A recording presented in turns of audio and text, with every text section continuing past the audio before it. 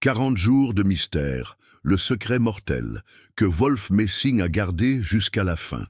Rarement dans l'histoire de la spiritualité, un homme a osé parler de ce qu'il a vu au-delà du voile de la mort. Rarement quelqu'un est revenu d'une vision profonde, avec suffisamment de courage pour révéler ce dont il a été témoin. Wolf Messing était cet homme. Il n'était pas un religieux ordinaire, ni un charlatan cherchant les applaudissements. C'était un voyant, un médium, un homme avec des dons que la science n'a jamais pu expliquer et qui, selon lui permettèrent de voir ce que personne d'autre ne pouvait. Et lors d'une nuit silencieuse, devant un petit groupe d'amis intimes, Messing a décidé de raconter quelque chose qu'il portait dans sa poitrine depuis des décennies. Je vais vous révéler ce qui arrive à l'âme dans les 40 premiers jours après la mort. Mais sachez ceci, après avoir entendu cela, vous ne regarderez plus jamais la vie, ni la mort, de la même manière. La pièce est devenue silencieuse. Personne n'osait respirer plus fort. Et puis, il a commencé. Le dernier souffle.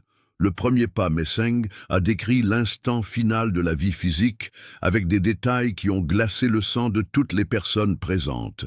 Lorsque le corps s'éteint, que le cœur s'arrête et que les poumons se taisent, il n'y a pas d'obscurité immédiate, il y a la conscience. L'âme se voit libre, mais pas dans le sens d'un bonheur immédiat.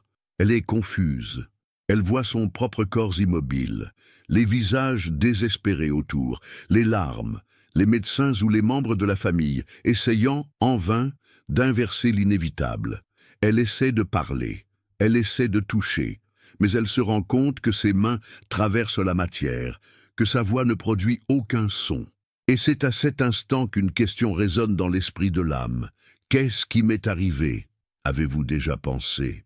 À quoi ressemblerait le fait de réaliser que vous êtes mort et de rester quand même conscient? Que feriez-vous? Chercheriez-vous votre famille?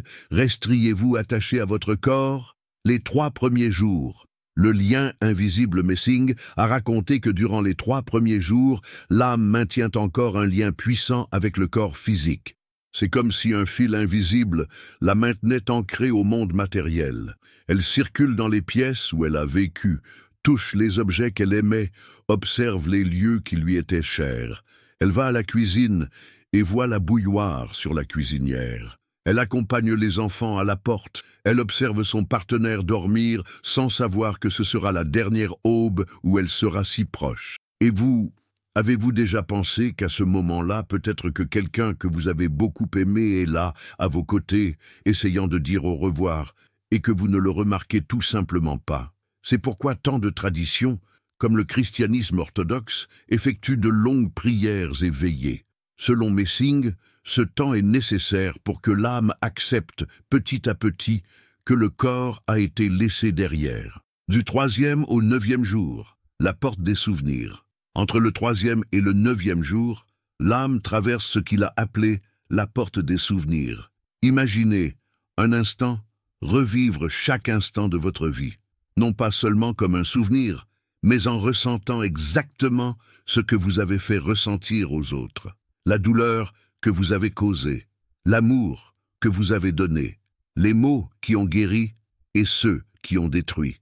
Messing décrivait cette phase comme un miroir de feu. Il ne brûle pas la peau, mais il brûle la conscience. Et ici, il n'y a pas de mensonge, il n'y a pas de justification. L'âme voit qui elle a vraiment été. Et si vous deviez affronter maintenant tout ce que vous avez fait, que ressentiriez-vous? De la fierté ou du regret? Le 9e jour, le jugement intérieur. Le 9e jour, selon Messing, a lieu le premier vrai jugement.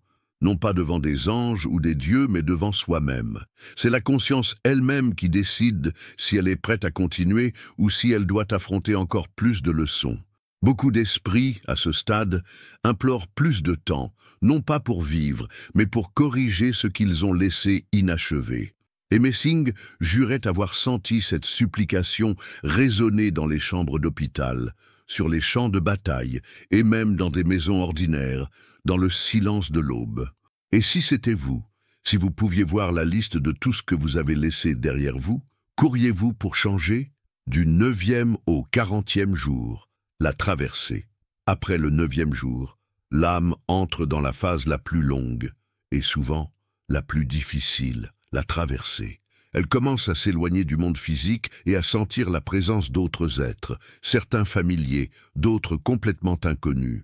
Certains transmettent une paix profonde, d'autres causent de l'agitation comme s'ils testaient sa force. Messing décrivait des lieux symboliques, le Val du regret, où l'âme affronte les opportunités perdues, le plateau de la mémoire, où elle retrouve des moments qui ont façonné son essence, la rivière du choix, qui doit être traversée pour que la destination finale soit décidée.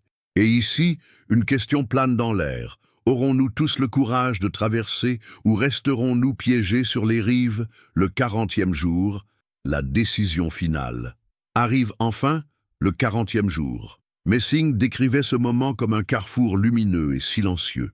Il n'y a plus de lien avec le corps, il n'y a plus de possibilité de retour. L'âme est devant le chemin qui mènera à la prochaine étape, que ce soit la lumière, l'ombre ou le retour à la vie physique. Et c'est ici que la trace de tout ce qui a été fait dans la vie devient le passeport. Les bonnes actions brillent comme des torches, les mauvaises actions pèsent comme des chaînes. Et vous, êtes-vous déjà prêt pour le jour où vous devrez marcher seul sur cette route? L'héritage invisible Wolf Messing a conclu son récit par un long silence, presque insupportable, puis a dit « La mort n'est pas la fin, c'est le prochain chapitre. » Mais qui écrit les premières lignes? C'est nous, maintenant.